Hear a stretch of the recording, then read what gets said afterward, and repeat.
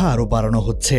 রাষ্ট্রপতির দৈনিক কর্মসূচি থেকে জানা যায়, শুক্রবার বিকেল ৪টায় বঙ্গভবনে নতুন উপদেষ্টাদের শপথ গ্রহণ অনুষ্ঠিত হবে। রাষ্ট্রপতি মোহাম্মদ শাহাবুদ্দিন তাদের শপথ পাঠ করাবেন। প্রধান উপদেষ্টা ডক্টর মোহাম্মদ ইউনূস সহ অন্যান্য উপদেষ্টারা উপস্থিত থাকবেন।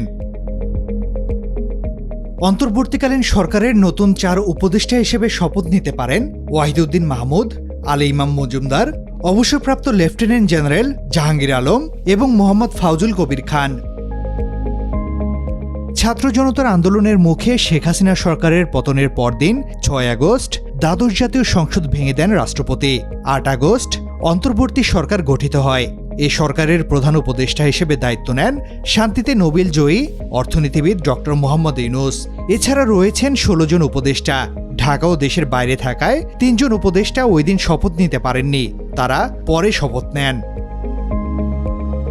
প্রধান উপদেষ্টা ডক্টর মোহাম্মদ ইউনূসের হাতে রাখা হয়েছে মন্ত্রী পরিষদ বিভাগ, প্রতিরক্ষা মন্ত্রণালয়, শিক্ষা, সড়ক পরিবহন ও সেতু, খাদ্য, কৃষি, জনপ্রশাসন মন্ত্রণালয়, বাণিজ্য মন্ত্রণালয় সহ ২৪টি মন্ত্রণালয় ও বিভাগের দায়িত্ব।